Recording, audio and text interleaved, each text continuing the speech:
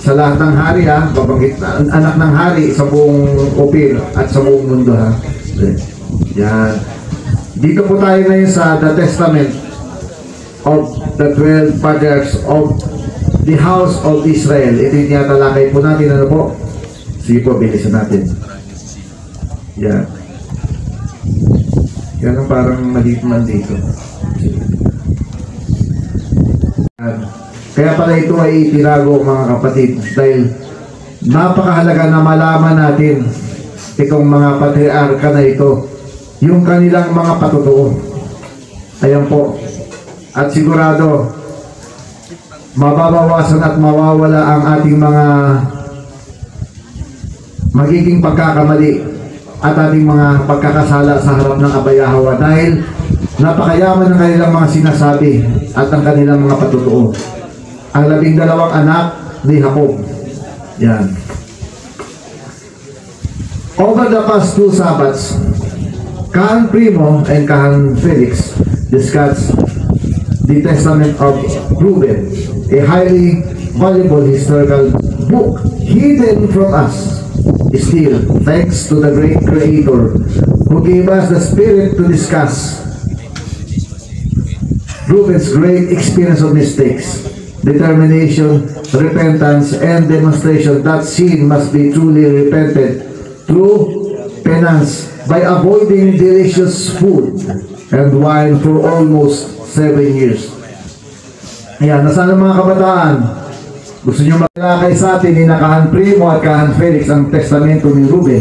Muli ay isa sa napakahalagang aklat ng kasaysayan na inilihim sa atin.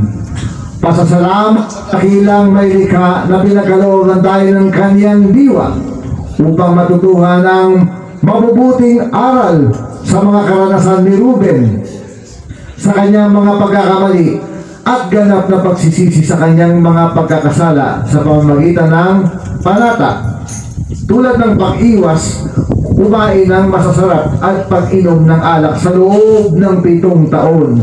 Yan, malalaman natin lalo mamaya. This action demonstrates true repentance, and so before he left this world, he shared with his children and descendants that the lessons he learned, which are to beware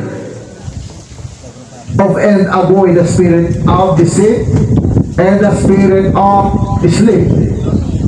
These are advisories and lessons from his life that we must learn and draw strength in our obedience to the commandments of Abba Yahweh. Ang kanyang naging hakbang ay nagpakita ng totoong pagsisisi. Bago siya pumanaw sa mundo, ay kanyang ibinahagi sa kanyang mga anak at inapo ang mga natutuhang aral. Itinagubilin niya na dapat magbantay sa sarili, iwaksi ang pagiging mapanlinlang at ang pagkatulong. Ang mga payo at aral mula sa kanyang buhay ay nararapat na matutunan. Ito ay nagbibigay kaliwanagan sa tamang pamumuhay at sigla o kalakasan sa pagsunod sa mga kautusan ni Abba Yahweh. So yung spirit of deceit ay nabanggit at spirit of sleep. Kailangan malaman natin ito ha.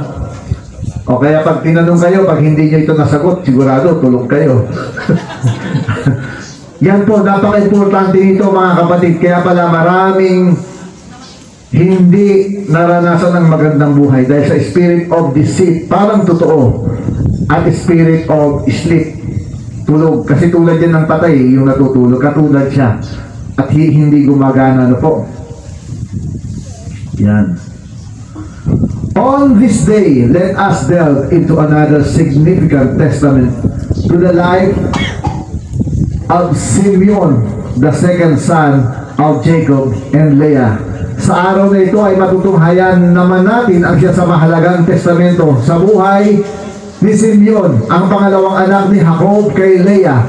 Sino po ang tinutukoy dito na nagpapatuto sa atin? Ang buhay ni Hina. Ang buhay ni Simeon. Yan. Testamento.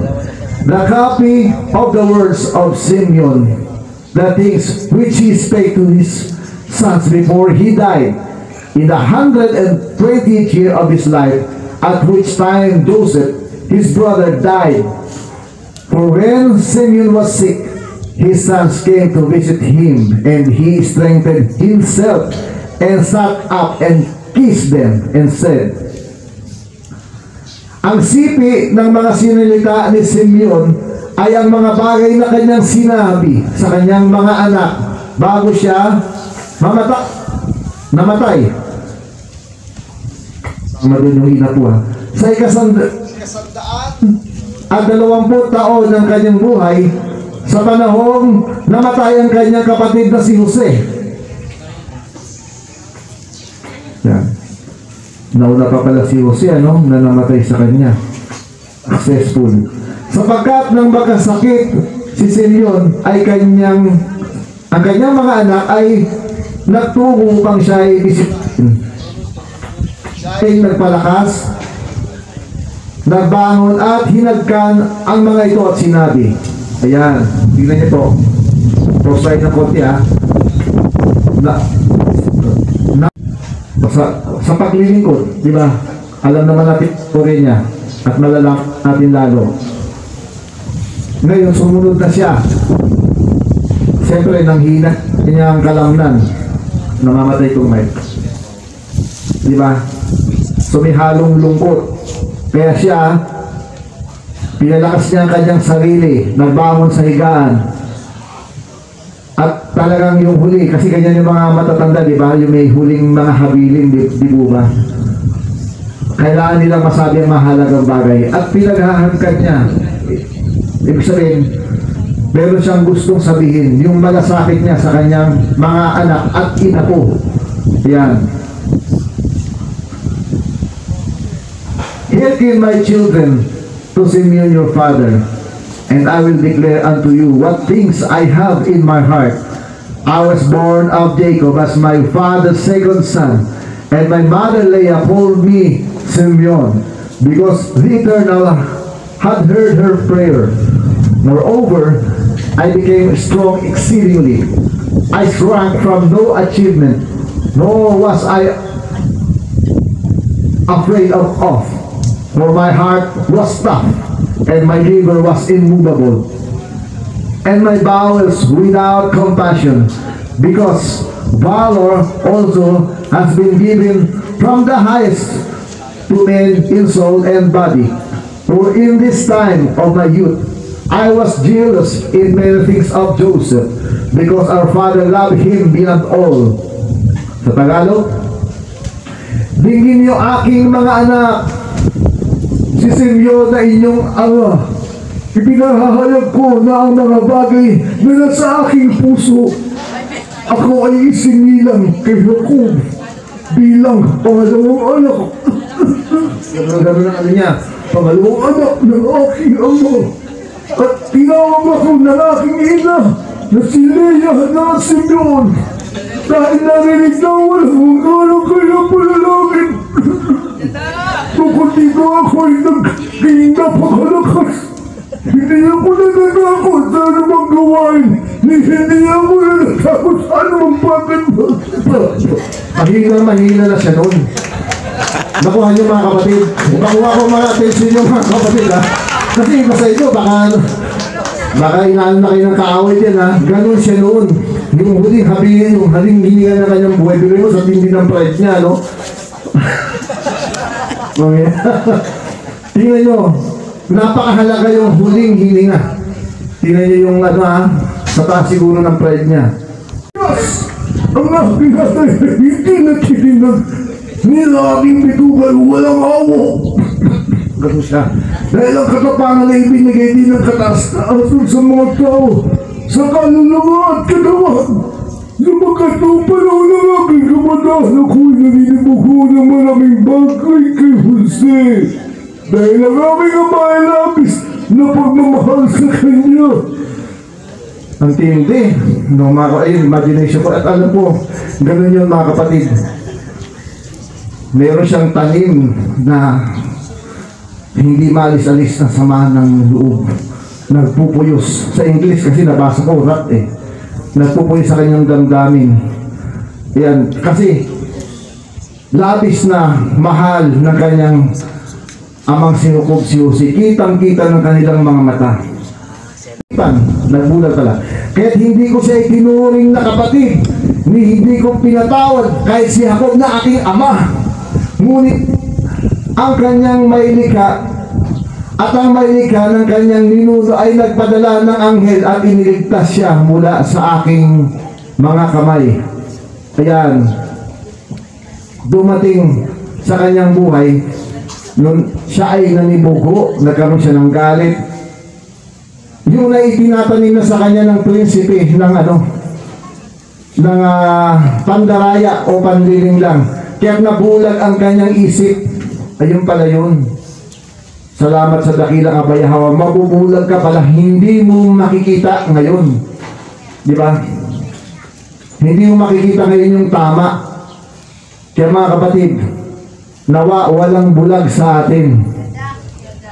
Kailangan makita natin kung tayo ay dinadaya o hindi. Kasi yung espiritu na yan na laban sa abayahawa, nagbibinhi yan. Mga kabataan, pag tulog ka, ibig sabihin, yung parang bali-bali wala lang, yung tiyak nagbibinhi ang kaaway dyan. May mga suggestion yan. Nako, may mga patuto ko dyan. Siguro hindi pa oras para iano ko yan. Ipahayag yan nung araw. Nagdidikta yan sa isip. Kung saan pinangangatwiranan niya, lalo wala kang tatag sa salita, pangatwiranan niya na tama ang iyong ginagawa. So sa kanya tama yung kanyang paninibugo. Yan, inamin niya, may ganda siya. Ayan. Pero iniligtas siya ng abayahawa, si Jose, dahil nagpupuyos ang galit ni Simeon. For when I went to Shechem to bring ointment for the flocks, and Reuben to Dothan, where our ancestors and all our stories, Judah my brother sold him to the Ishmaelites. And when Reuben heard these things, he was grieved, for he wished to restore him to his father. But on hearing this, I was exceedingly wroth against Judah, in that he let him go away alive. And for 5 months I continued wrathful against him. Hindi angry, wrathful, Tagalog. Sapagkat nang ako'y pumunta sa Shechem upang magdala ng langis para sa mga kawan at kay Reuben sa Dothan, kung saan naroon ang aming mga pangangailangan at lahat ng aming mga imbakan.